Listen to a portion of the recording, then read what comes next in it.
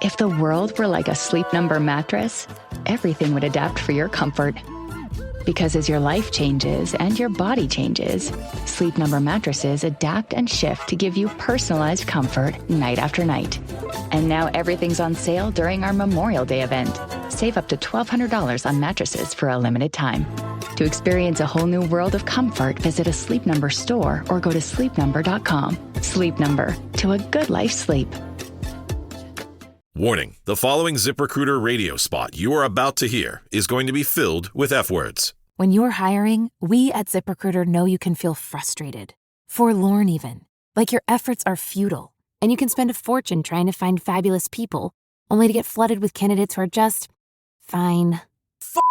Fortunately, ZipRecruiter figured out how to fix all that. And right now, you can try ZipRecruiter for free at ZipRecruiter.com/zip. With ZipRecruiter, you can forget your frustrations because we find the right people for your roles fast, which is our absolute favorite F word. In fact, 4 out of 5 employers who post on ZipRecruiter get a quality candidate within the first day. Fantastic.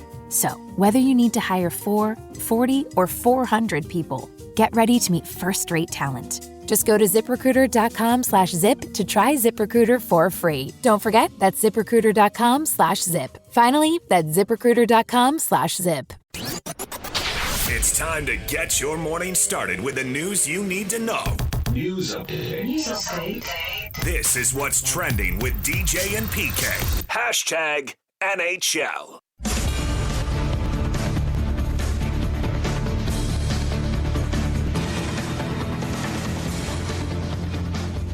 The Utah Mammoth are back at it tonight. Game 5 in Las Vegas. Series tied 2-2. PK, the anticipation keeps building. The drama keeps building. How can they top Game 4? Well, they could win. That would help. That'd be a positive. I think that that's the most primary thing, obviously. That's cool music leading into that. I like that. I don't know where you got that. Is that hockey music? Yeah, it's one of the networks. Oh, okay. Yeah. I think you just got to keep doing what you're doing, man. I mean, that you should have a ton of confidence, right? You were on the verge of getting blown out in your own crib, and no, not only that, you took the lead. And we were talking with Mike Folta right there, because of the time left. I really felt like, okay, Vegas is going to find some way to score, that there was no doubt that the Mammoth needed to get another goal if they wanted to win in regulation, because I don't know how they were going to do it, and make it something bizarre, but some way, somehow that puck was going to go into the net, and sure enough it did, and then we know what happens. And overtime, you hear that cliche in basketball or in baseball, sports that have Game 7s. Anything could happen. Yeah. I'm not so sure that's entirely true, but I do think if there's a case to pick a portion of something where you can say anything can happen, I think that is overtime hockey. And so if you get to that tonight, I think they ought to feel good about their opportunity, and then you just see what happens, man. If you want to second-guess stuff, second-guess the way that game started. And you just can't give up a shorthanded goal with a turnover right in front of your own net. I mean, that's the stuff that's controllable. You're right about the other stuff. There is a certain amount of, hey, the other guys are good too, and the puck does get on its side and start bouncing and rolling unpredictably. And shots do hit the pipe and they go in. That's so often we can't really see what happened. You need multiple replays to really slow it down. I know. And see what happened. But you can always hear that, right? That ding, and then is it bouncing in or is it bouncing out? So control what you control, which is don't give up the puck right in front of your own net. Right, and obviously the first goal was happening in a blink of an eye. Yeah. So this is a game. This is a series in which the experts said it's going to go long, and sure enough, they were right. It's going long. 6 games is a long series, and you really don't know what the freak is going to happen. I mean, you just all the more reason to watch. In basketball, you got your stars, right? And okay, they're going to have to do this and this. Baseball, you can get a little more random of some lesser player comes up and jacks one or whatever it might be. Hockey, good luck trying to figure it out if there's not a wide variance, which obviously there isn't here. The Boston Bruins, backs against the wall. They stay alive. They beat Buffalo overtime, 2-1. Minnesota's up 3-2 also. Buffalo's up 3-2. Minnesota's up 3-2 over Dallas after a 4-2 win. The winner of that series is getting Colorado next. And Edmonton, down 3-1, beats Anaheim 4-1. A rare good defensive performance from Edmonton. They only give up one goal. So they still trail 3-2 in the series, but they're still alive. And a couple early games tonight with Montreal, Tampa Bay, and Pittsburgh, Philly. Those games are starting. Eastern games start at 5 and 5:30 on ESPN2 and TNT. And then at 8 o'clock, TNT, it's the Utah Mammoth. Or 8:20. You what? At 8:20. Yeah, it'll be 8:20. Right. Everything seems to be late. Yep. DJ and PK. Hashtag NBA. Brunson taking his time across midcourt, marked by Alexander Walker. Handed the ball from Robinson, left side. They go alley-oop. Robinson off balance, rises high and throws it down two-handed for a 20-point lead. Sixers by 6. Here's Embiid. Into the lane on Kata. Spins, backing, turning, fading, firing up. Good. The Sixers get the bucket. Joel Embiid down low. Grimes to the 3 in the defense. Everybody comes off the bench to greet him. Rebound, Wembanyama. Ahead of the left side. Castle between his legs. Shovels to Victor. Throws it down. Left-hand jam. There you go. Victor Wembanyama. That is his second dunk of the night. Highlights from the NBA playoff action where the Spurs eliminate the Blazers 114-95. The 2 seed, the Spurs, move on as expected. Boston, expect them to move on? Think again. Embiid played. He went wild. Philly wins 113-97 in Boston. Philly's still down 3-2, but Boston lost a couple home games to the Knicks and got knocked out in the second round last year, have now lost a couple of home games to Philly in this series. And New York blew out Atlanta 126-97. The Knicks lead 3-2 in that series. Any of that surprise and interest you, or are you all about the new anti-tanking rule? I mean, I think that, no, I don't care about the tanking rule anymore because the Jazz are out of it, and they can do whatever the crap they want. Honestly. Now 16 teams going to the lottery. Whatever. They're trying to fix something that I'm not sure is fixable. They're going to fix, yeah. So let's see what happens. But, I mean, my personal interest is gone because the Jazz aren't going to be involved in it. Maybe through some draft picks that they can acquire. We'll see how that plays out. I mean, I'll watch it. I mean, obviously you thought that Portland was going to lose and that I still think the Knicks are the better team. But there's not a team that can look so wildly different based on the availability of one player as the 76ers. And that one player is really good, but his availability has not been so good. But when Joel plays, he's really good. Yep. More often than not. I mean, he was 0 for 5 from 3, so that meant he was 12 for 18 from 2. And that's pretty awesome. That is fairly awesome. And he gave him 8 assists also. I thought that was a little surprising. Well, he's a great player. Yeah. Yep. And, you know, to the point about the Jazz, watching all of these and thinking about the Jazz, now Philly has a lot of guys who can score, right? Edgecombe, we've been talking about Edgecombe and what a good year he's had here in his rookie year. And Tyrese Maxey, clearly established. Paul George, veteran. Now they get Embiid, too. How do 4 guys score? Well, they don't. Edgecombe only gets 8 shots, and he gets 10 points. And so how does that work with the Jazz when they have 4 guys on the court next year who can score? Who gets squeezed out? How does that work? In Philadelphia, if Paul George is going to be healthy, along with, obviously, Embiid, that can be a really good defensive team, too. Yep. Boston, only 11 points in the fourth quarter for them. So yeah. So we'll see if Philly can win 2 more and come back from that 3-1 hole they were in there.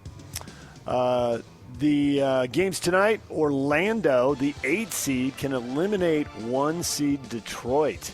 They're up 3-1. They play at 5 o'clock on Prime Video. And Cleveland and Toronto are tied 2-2. They play at 5:30 on ESPN, followed by the Lakers trying to close out Houston. Lakers up 3-1. That'll be a little after 8 o'clock on ESPN. So channel surfing during the breaks in the Mammoth game. You can check out and see how the Lakers are doing. The NBA has told the 30 GMs there's a new anti-tanking draft reform.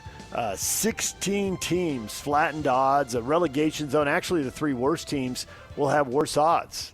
So no reason to be in the bottom 3. Try to get yourself up to at least number 4. and then there'll be a group of teams there with us. I don't know that I like that.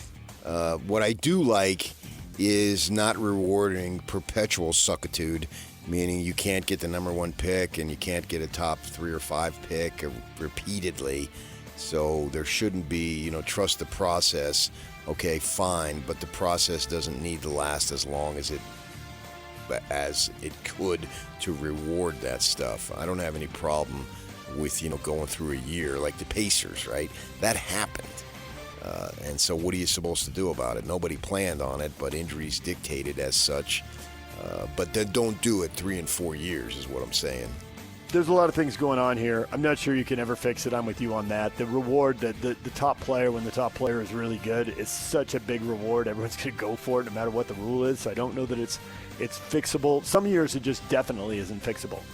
I do think that maybe there'll be less tanking in the next couple of years because these last 2 drafts have just been loaded. We saw it with the way the top 5 guys in last year's draft performed in their rookie year. I think clearly this one could even be better possibly, which seems crazy to say, but that's out there to be as good or better. They're not all the draft classes are going to be this good, so that will maybe stop some teams from tanking because they won't be drooling over guys 4, 5, I think 6, there'll 7, always 8 be the way very they good are. players at the top of the draft. With the advent of the foreign players becoming really good now, I don't know that I buy that. Maybe some drafts are deeper than others, and some drafts have an ultimate franchise player, but I think that's the best way to improve your team. Until they change the rules on trading, which I would like a lot more than this. Make it possible to trade so an owner is like, well, why do we have to tank 4 or 5 years in a row? Why can't we make some trades and let's go? I think that's the story right there. Yep. And why they aren't doing it, I don't know. It seems pretty clear, but that's not what they're doing. Right. DJ and PK. Hashtag college basketball. Well, the NCAA is closing in on expanding the NCAA tournament, adding 8 more teams to go to 76 teams for both the men and the women. It's expected to be finalized in the coming weeks. All the stories I'm reading, it just sounds like it's a done deal. And implemented for next year, too, so it'll start right away. And PK, 8 more teams, so there should be less and less whining about making this tournament. It's getting easier to do. I'm not sure we need to see Oklahoma a couple games over 500 in the tournament, but that's what we would have seen last year, and that's where we're headed. Yeah, I think that the power teams are going to get most of those. Yep. I'm intrigued with Dayton has been the first 4 and all that. Now they're going to go to 12 games by 24 teams at 2 sites, and 1 is expected to remain in Dayton. And then they got to have 1 on our side, so those Salt sports Lake or people, Las Vegas? I'd say right here, man. We draw.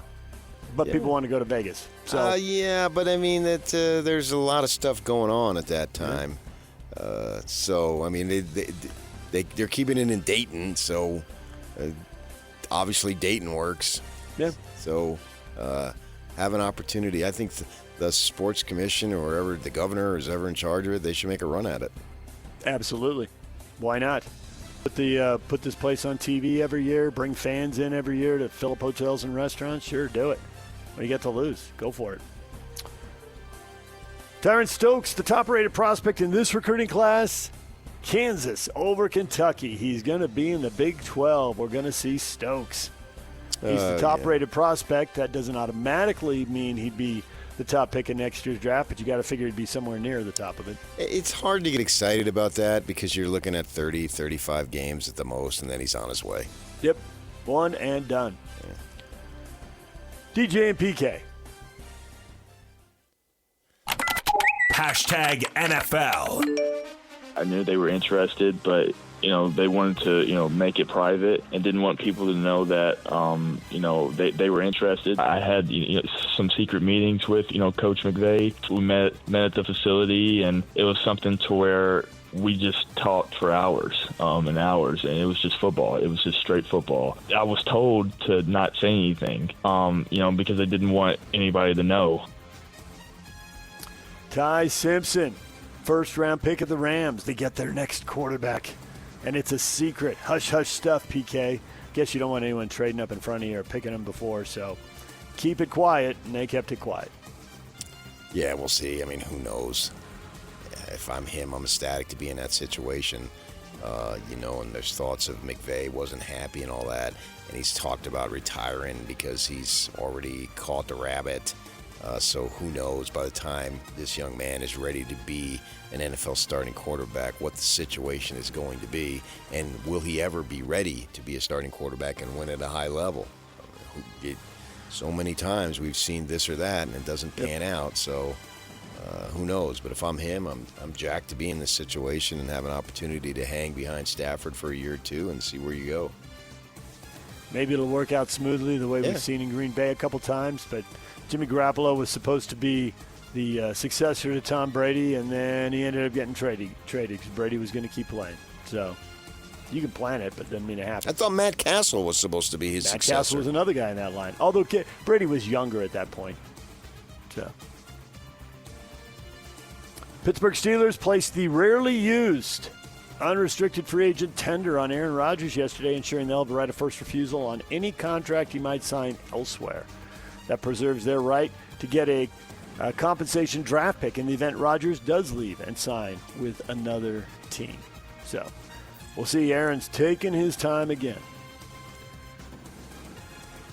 Denver quarterback Bo Nix undergoing a second procedure on his surgically repaired right ankle during a follow-up visit. The procedure was expected. He remains on track to be ready for training camp. So no worries, nothing to see here. Of course, he missed the AFC title game after getting hurt.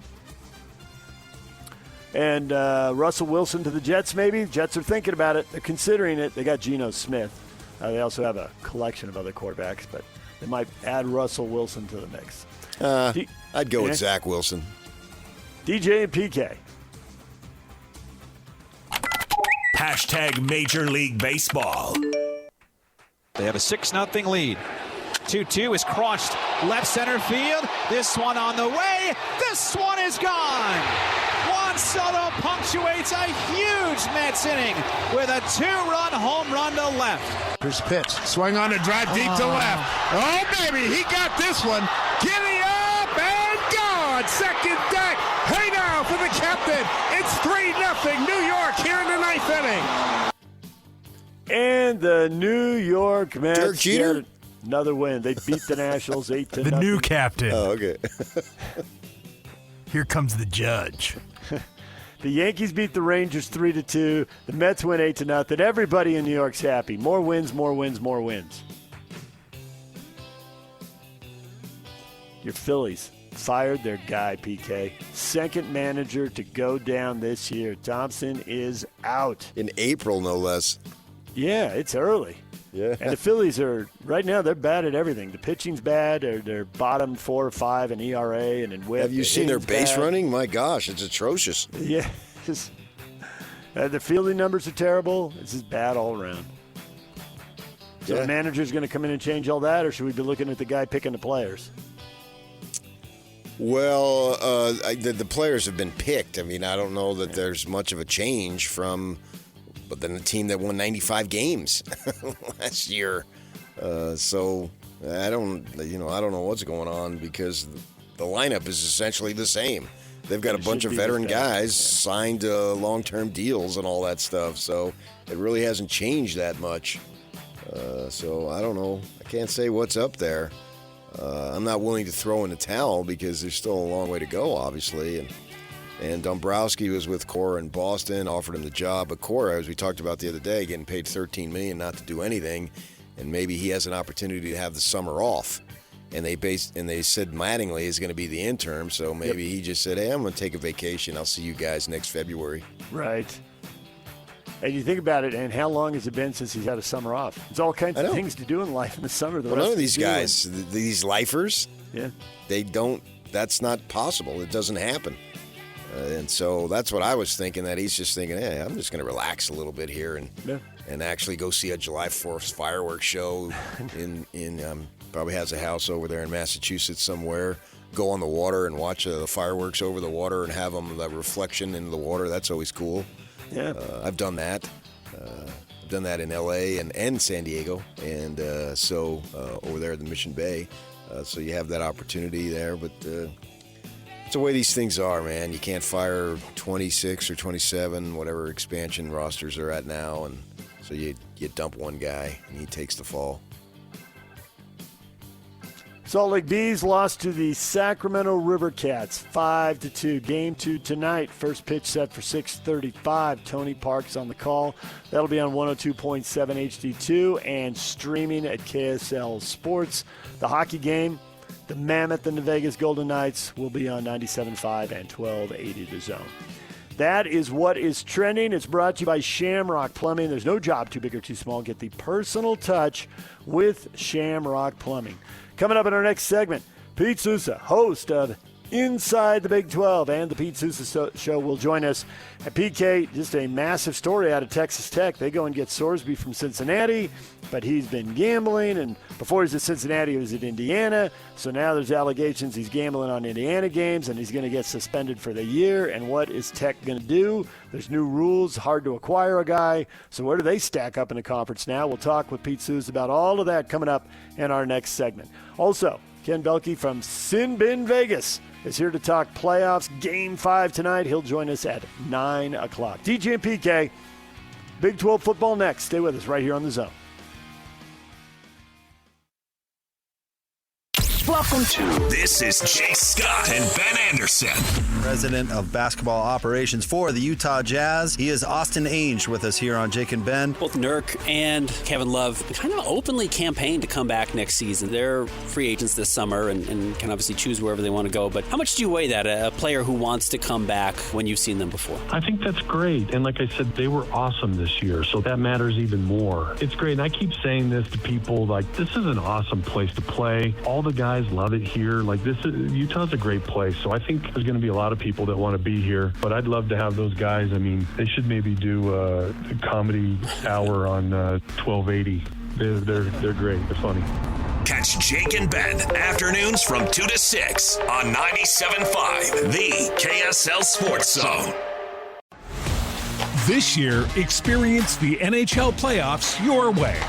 Want to watch a single, do or die Game 7, a full week of heavy-hitting back-and-forth series? Then check out Sling's 1, 3, and 7-day passes. Watch the Chase for the Cup on ESPN and TNT, starting as low as $4.99. No long-term contracts or overpaying. Just live hockey at home or when you want it. Sling lets you do that. Visit sling.com to learn more. DJ, PK, and we're joined now by Pete Sousa, host of Inside the Big 12 and the Pete Sousa Show. Pete, good morning. Hey, gentlemen, good to be back with you. A happy hump day, a busy day in the Big 12. It's like we continue to get these storylines in the off-season that are jarring, interesting, and always feed into the following fall. So great to be on with you. Let's get right to the top of the league, Texas Tech. I think everyone expected somehow, some way, they would certainly be one of the top two teams and be back in the conference title game. And with the news that Sorsby is probably going to be ruled ineligible and gambling, and he'll be punished for that, and he won't get to play at all, there's a little flashback here with Ute fans thinking, wow, I know how we felt when we had Cam Rising until we suddenly didn't 2 years in a row. One season turned into an 8-win year, another into a 5-win year because they had multiple quarterback injuries. How far can Texas Tech fall because of this? Well, it's funny, too. I'm sure the folks in Provo are kind of feeling the same way with flashbacks around a similar time last year with Jake Retzloff. You know, they went into training camp with a wide-open competition at quarterback, and Texas Tech could be in the exact same place. I think when you mention how far could they fall, they've got a decent backup in Will Hammond, and we saw him against the Utes last year show out and really almost take the job from Baron Morton. So that's a guy they probably won't have back till around week 3 because he suffered a season-ending injury last year, a knee injury. Behind him, you got a kid named Kirk Francis, is a Tulsa transfer, more of like a caretaker quarterback. You're not looking for him to be the quarterback of your CFP team. So now it's interesting, right? Finally, the NCAA has instituted some rules, and they actually seem like they mean business. You can't get a transfer now. They have a thing, almost an outlier, called a ghost transfer, which you may be familiar with. But what that is outside of the transfer portal, a player could transfer schools, and that's a way that they could get a new quarterback. But if they were to find that there was any kind of tampering, you know, Joey McGuire, as the head coach of Texas Tech, could miss a large portion of the season, or the team could be docked. a portion of what they make, right? Their football income and their budget. So it's a whole new ballgame for Texas Tech. I really do believe, though, like a blueprint could be what we saw last year at BYU, and you just kind of got to see if you can hold the line until you hand the keys to Will Hammond, who was a guy who you were pretty excited about last season after that Utah game. But there's also a possibility, and I just want to finish the thought with this, that, now this thing plays out in court. Like you mentioned, it looks like Sorsby will be ruled ineligible, having bet on Indiana when he was at Indiana. If all this stuff is proven, that is just a non-starter. And then if you look at, okay, do we take it to court, right? Do we file an appeal? The NCAA is somewhat vulnerable nowadays. And, you file an injunction and you get a friendly Lubbock judge, maybe you can get a situation where you have Sorsby playing on a week-by-week basis maybe. But, it all remains to be seen. But Texas Tech, I believe they're so strong in so many other facets of their game that they won't fall too far. And it is unfortunate what's going on with Brendan Sorsby. And I know folks in Lubbock are upset because they wanted a new offensive attack, right? They wanted to be a little more aggressive. And right now it doesn't look like that'll be the case. You look at the lose on the defensive side. 6 guys get drafted. Obviously, Bailey leading the way. But I think that they had their entire line was really good there, and so they have to replace that. They hit the transfer portal, get several defensive guys. I'm wondering, as you say, that they won't fall that far because when you look at Morton, he wasn't exactly lighting it up. Now, we're just talking about Big 12. Obviously, when they got into the playoff, that offense stunk. But in terms of them being able to win the conference, I'm wondering, the first 3 games are winnable. You talk about like the kid from Tulsa, he did have 12 starts, was a walk-on at Tulsa, local kid from Tulsa comes down. If he can just hand off and they can just maintain what they need, Hammond comes back in time for conference, maybe they're okay. I mean, that's it. They have one of the weakest schedules in the Big 12. People joke around and say like it's a Joey Maguire type schedule. But you got Abilene Christian, Oregon State, and those are your first 2 non-con games. And you start off with Houston, and then you go to Sam Houston. I mean, those are 4 games right there where, maybe Houston's not anybody that's going to roll over. And then you have Colorado in October. So, they've got a soft start, you could say, compared to other teams in the conference where it does set up favorably for them to kind of figure it out before Will Hammond would be able to sort of under center. And look, that team, it reminds me when I was a kid coming up in college, and, they used to say Florida State and Bobby Bowden, they didn't recruit, they would reload. And that's really what we're seeing from Texas Tech with this budget.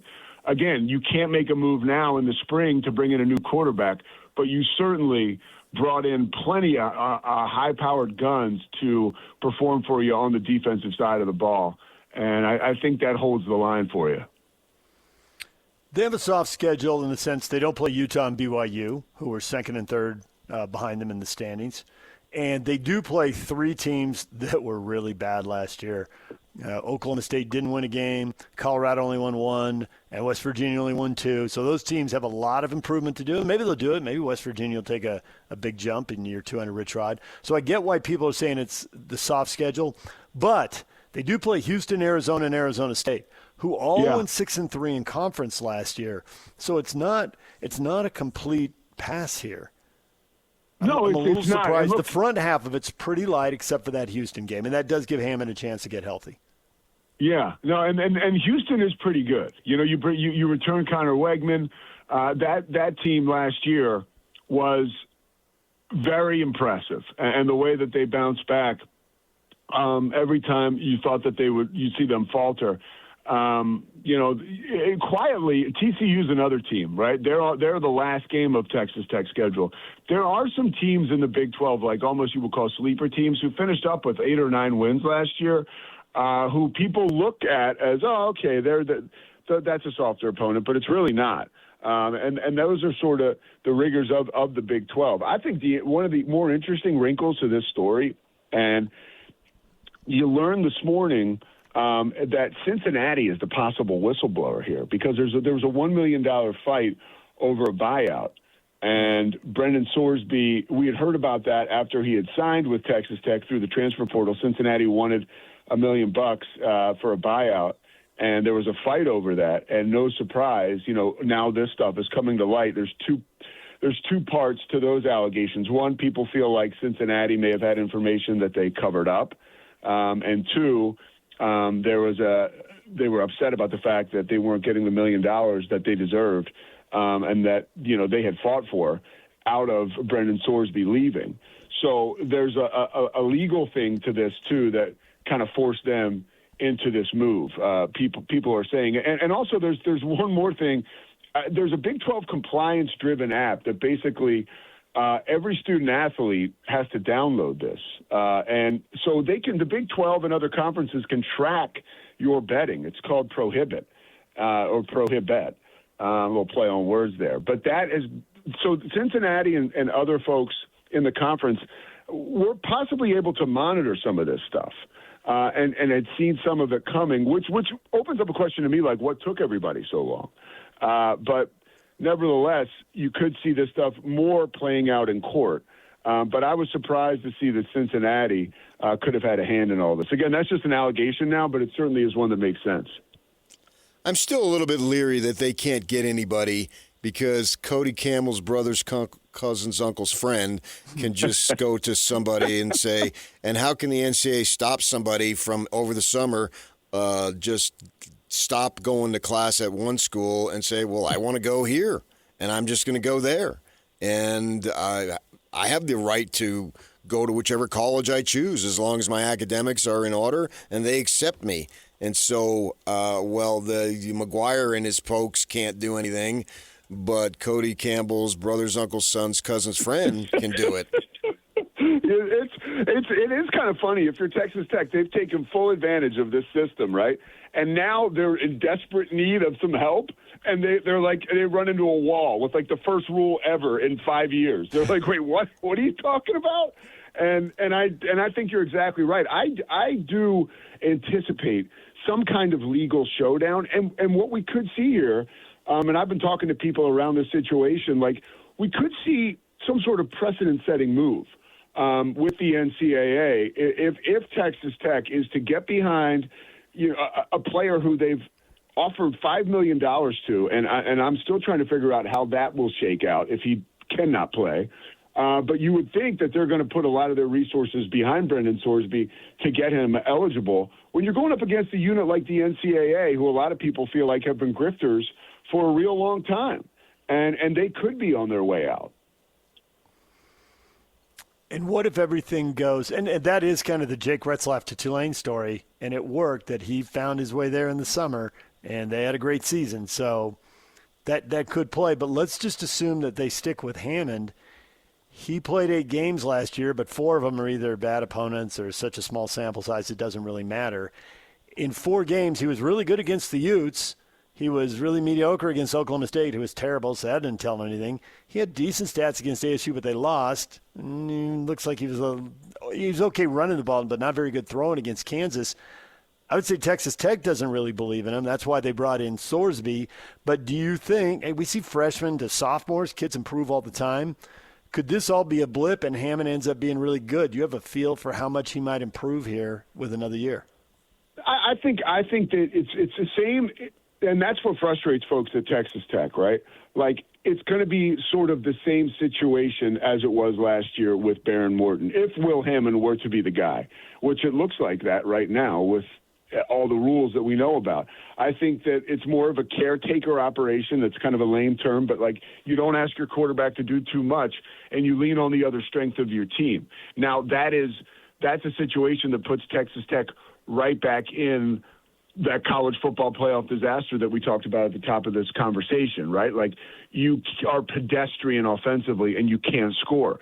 That is a ceiling that they could hit with a quarterback like Will Hammond. You were hoping a Brendan Sorsby would help you break through that ceiling.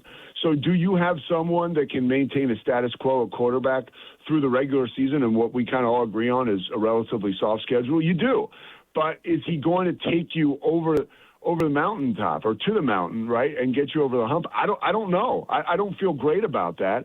And look, this is where BYU last year had an ace up their sleeve with Bear Bachmeier, because they had a wild card that really no one knew how he would do. And then we see 3,500 total yards, 26 total touchdowns. We couldn't have expected it to be that good. I don't think anyone did. And I don't know that there's a player on Texas Tech's roster that could achieve like that. And there's no real question marks, right? Like, we've seen Will Hammond, we've seen Kirk Francis. We hadn't seen Bear Bachmeier. And that was sort of the exciting part about it, sort of mysterious. So Texas Tech, I do feel like there is a ceiling with a guy like Will Hammond. And it could be sort of, it really shows that it'll be more difficult for them to break through this season, even though they added a piece in the offseason that they thought would be the answer. But now it looks like that answer has been eliminated, for right now at least. Who knows? It's like as the world turns with this stuff. In this current configuration of the Big 12, trying to handicap it has been very difficult. 2 years ago, the Sun Devils, who were picked 16th, ended up winning it, and Utah and Oklahoma State, for varying reasons, both weren't very good. And then it was so embarrassing that they decided to not even have a poll the next year. And you had Houston and Arizona jump up there and maybe surprise. So try to handicap the conference this season. You put BYU too with the Retzlaff situation. I don't think very many people had them in the conference title game.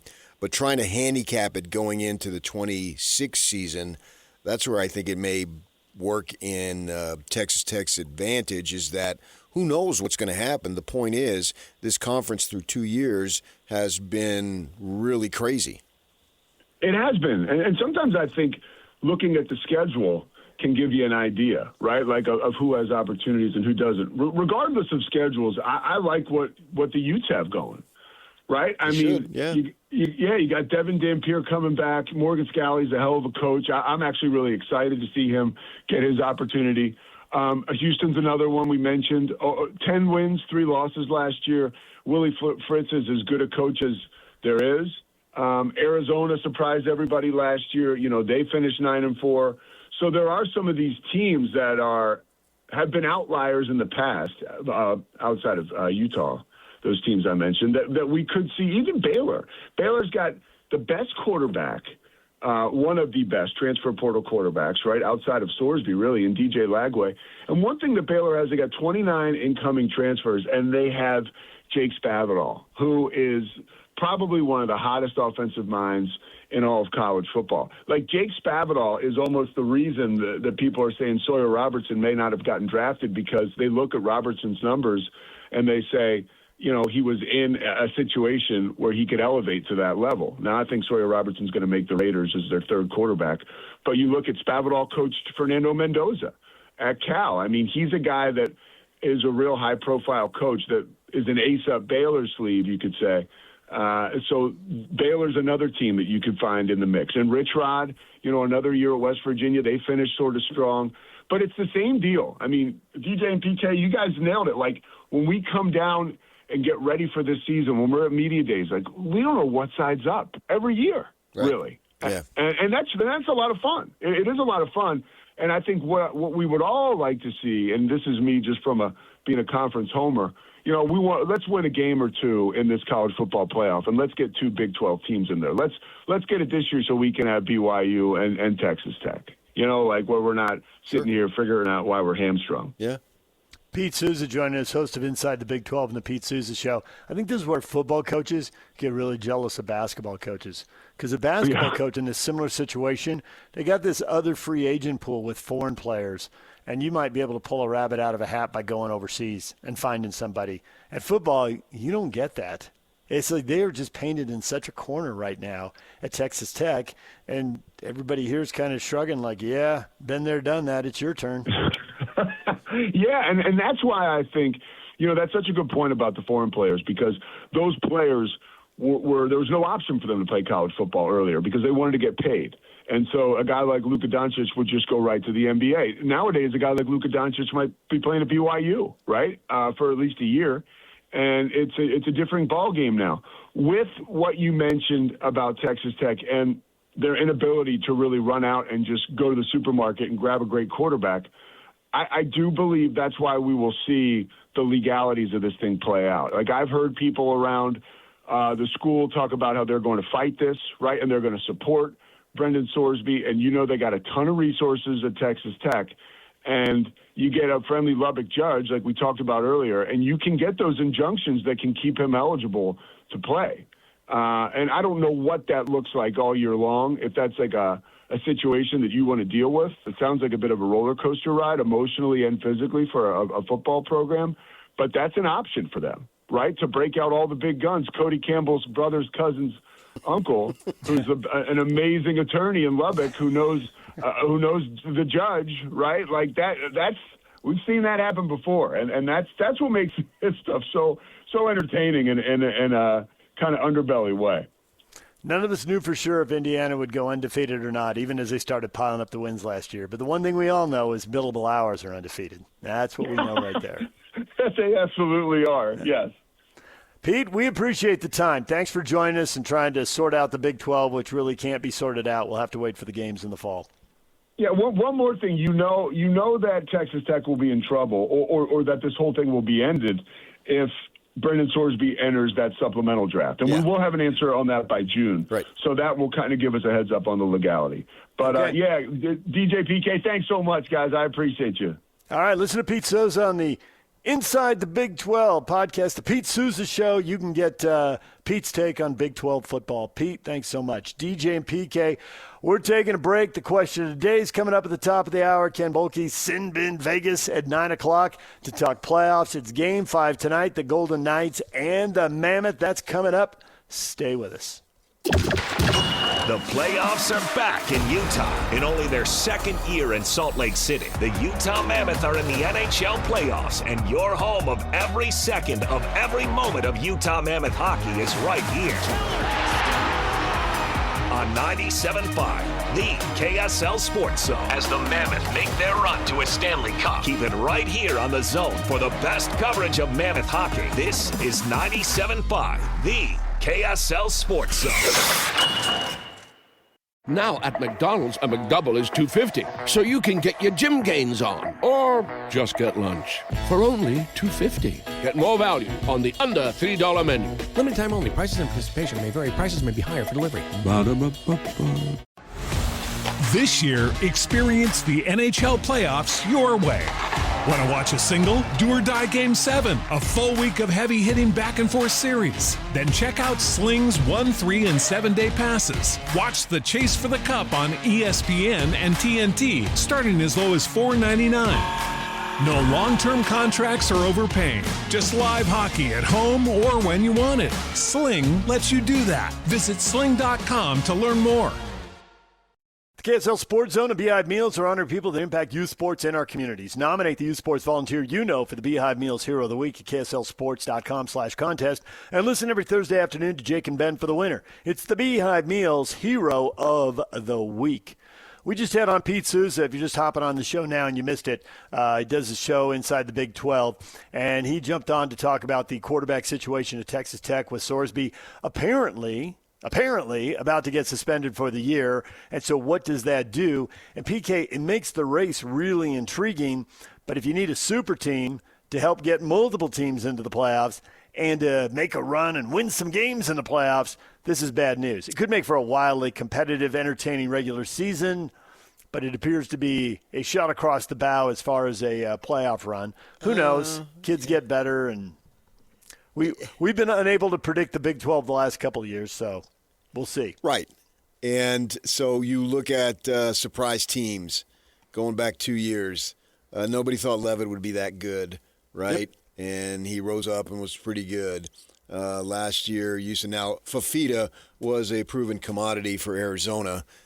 So that was sort of the traditional way of a kid staying with the program and going through hard times and then coming out the other side. And I suspect him being a senior, he'll have an opportunity to be really good this year again, because I don't know, with his size may limit him as an NFL kid, but I think as a college kid, I think he's really good. And now he's got all sorts of experience, and they've got a second year, a third year actually, with that system there. So watch out for them. But, you got a kid like this Boley kid who played for Kentucky coming over to ASU. They did really well in the transfer portal. They're sort of flying under the radar. And that program clearly has taken a page out of the Kyle Whittingham playbook. We're better when we're underestimated rather than thinking that there's all sorts of high expectations. So I think they have a potential to be a sleeper or at least be competitive. Because even last year, when they had all sorts of injuries, as you said, they went 6-3 and they were the only team to beat Tech. So that leads to that they should be a tough out. Not saying they're going to be all that, but they should be a tough out on any given Saturday. Baylor reloads. You still have the two Kansas schools. Big changes at Kansas State. That's just a mystery there when you make these changes like that. But they have the opportunity to be competitive, and I do think potentially it could knock down Texas Tech to an extent, but we still could have teams. I mean, Utah was really good last year, as we spoke about, and they've got the kid coming back, and if he stays healthy, he's going to be dynamic. And they can talk about, they've got this great receivers room. It seems like that's an annual story that never really pans out and fizzles out. But this kid is so dynamic that I don't necessarily know that they need a big prolific passing game because of the way they can run the ball with their running back coming back too. So I think there's an opportunity for teams to get in there and maybe find some success in the playoff. I mean, obviously, Texas Tech didn't do it last year. And I do think that if you knock on the door a bunch and you have another good season, collectively I'm speaking, that they just can't repeatedly keep you to one team. Now, maybe that's just me hoping for the Big 12 gets in, but I think there's an opportunity there. And you got to do it on the field. That's the big thing. But I think there's enough talent in the conference to have that opportunity to do it on the field.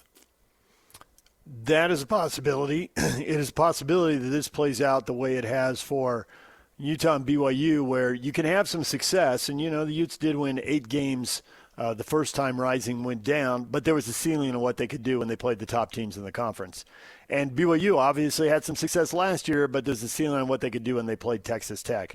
I think the point you made with Pete, it's not just the quarterback. The rest of the team, Utah and BYU just couldn't block Texas Tech. They couldn't block them, so what are you going to do? And the rest of that Tech team should be pretty good. Maybe you get a better draw in the playoffs. I think drawing Oregon, who the last 2 years I think has clearly been the second best team in the country. Maybe Miami has an argument and they were the third best last year. But the only games they're losing, they've lost 3 games in 2 years, and it was twice to Ohio State when Ohio State won it all, and once to Indiana when Indiana won it all. Or no, I guess it's the other way around. Once to Ohio State and 2 to Indiana. So it's just they're only getting beat by the best of the best. Maybe you won't draw them. Maybe somebody in this league gets the Ole Miss story. Trinidad Chambliss, we didn't know who he was last year at this time. He only played a little bit in the first 2 games. He was not the starter. He was a backup. But then he gets the job, and they get a run, and they don't draw Oregon or Miami right out of the gate. And they win 2 playoff games before they finally lose to Miami. So there's a lot of potential storylines out there. There are, and I'm excited for it once it begins, yeah. Yep. All right, DJ and PK, we got to take a break. The question of the day is next. We also have tickets to give away in the 8 o'clock hour. Stick around. It is a Win Tickets Wednesday.